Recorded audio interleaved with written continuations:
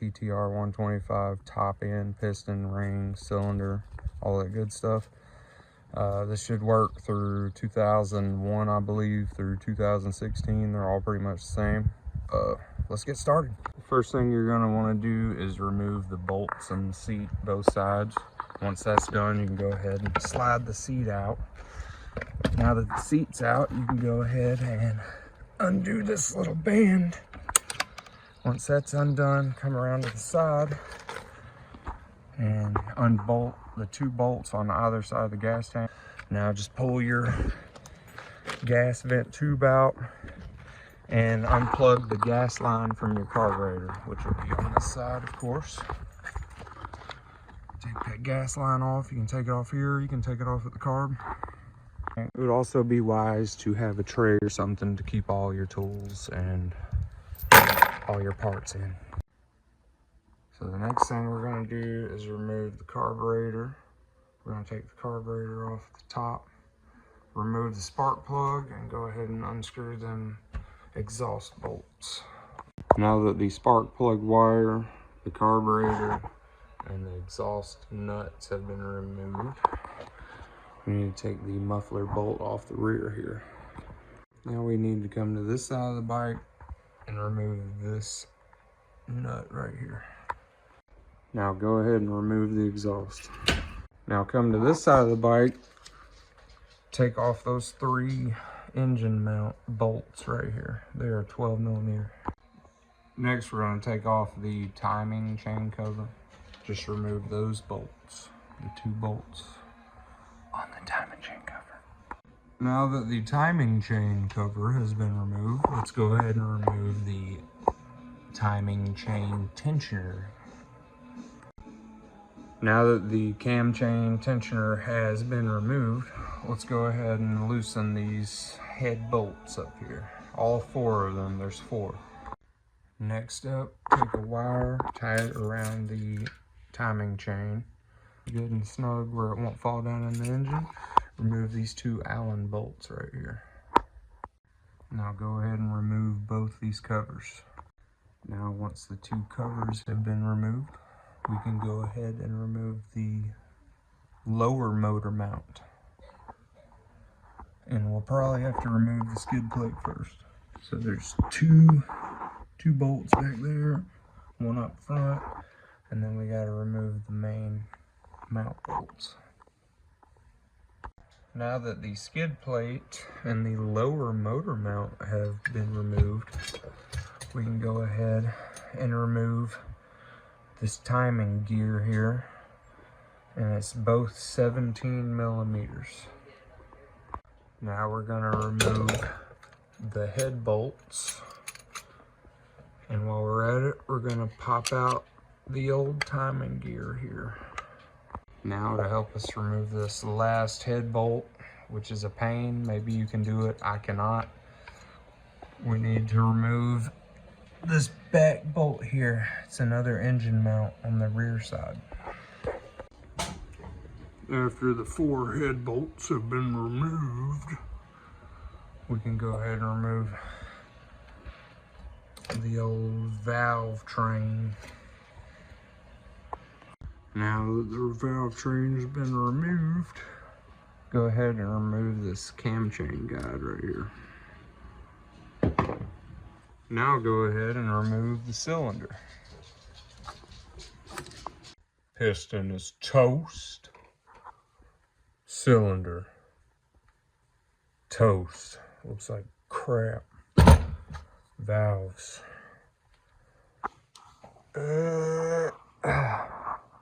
Look how it just, that is terrible. We're just gonna clean these and see what we can get out of it. Check this valve clearance. The next thing we're gonna want to do is move this piston up until it comes out. I think I'm going the wrong way. Move this piston up till it comes out.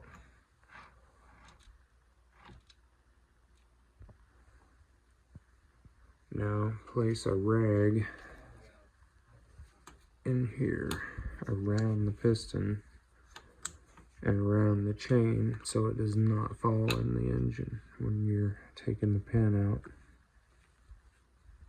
Now we need to go ahead and pop out the piston.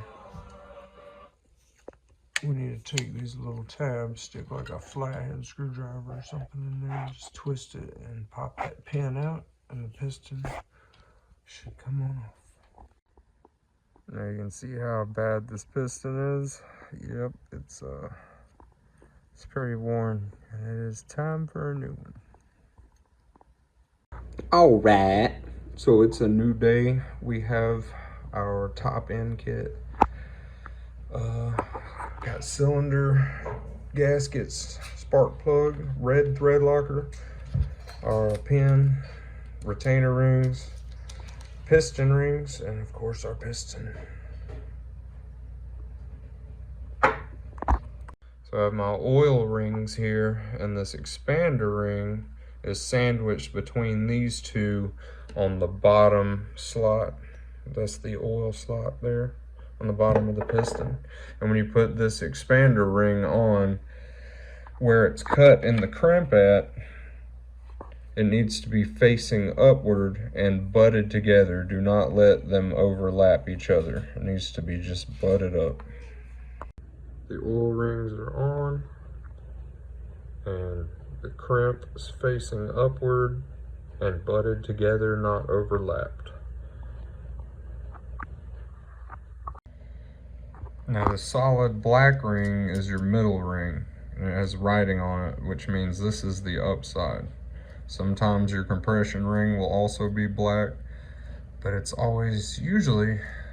got a silver indicator, like the sides will be silver or something on it, but it is also facing upward because the writing faces upward. Now these end ring gaps, you can see where this piston ring is separated, where they're all separated, they have to be facing a specific direction when you install it into the cylinder. You can do it now, but it's pretty much pointless until you're about to put it in, because they'll probably get jumbled around. But this is the directions they need to go. My crappy drawing of a piston. The arrow on the top of the piston is the exhaust side. This will be the intake side of the piston. So your compression ring will be facing that way. It doesn't have to be perfect, just middle ring, scraper ring that way. The expander rings dead ahead, and the two small oil rings that sandwich the expander ring should be facing offset just a slight bit. Now we can go ahead and insert one of these retaining pins in one of the sides. Now we can go ahead and reinstall our piston with the arrow facing the front of the motorcycle. Might want to put a little oil on the pin. Stick the pin in and slap that other retaining ring in, and next step. Next, remove the rag.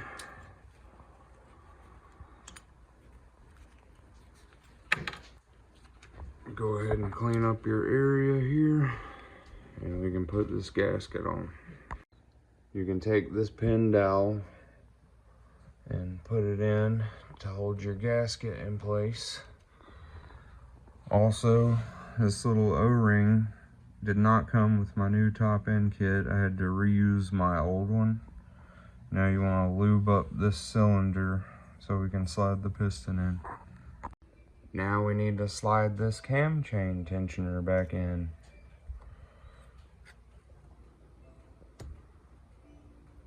Once the cam chain tensioner is in, we can go ahead and install our head gasket. Now let's go ahead and put this valve train back on. Now let's put our Allen bolts back in, but do not tighten them down. Just make sure they're snug for the moment. Now get your crank to top dead center. I will add a picture right here.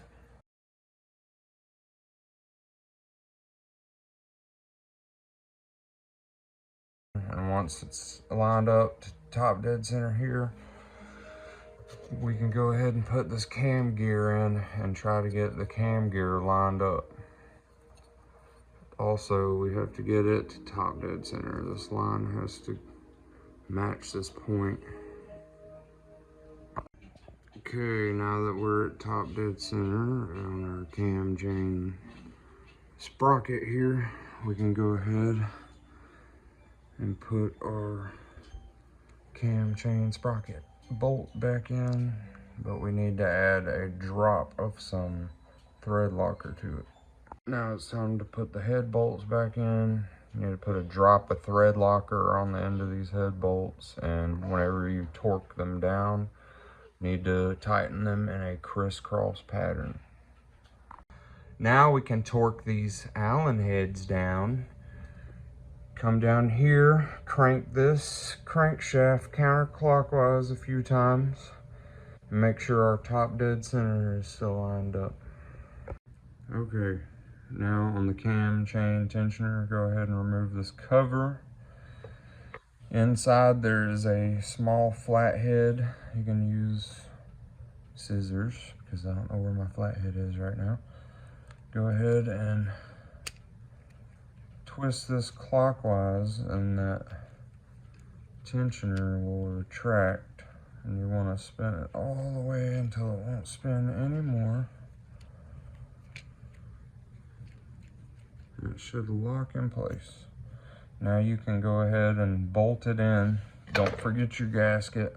Put your new gasket on, bolt it down. And once it's bolted down, stick your flathead back in there and barely turn it to the left and pull out, and it'll tension. It'll put some tension.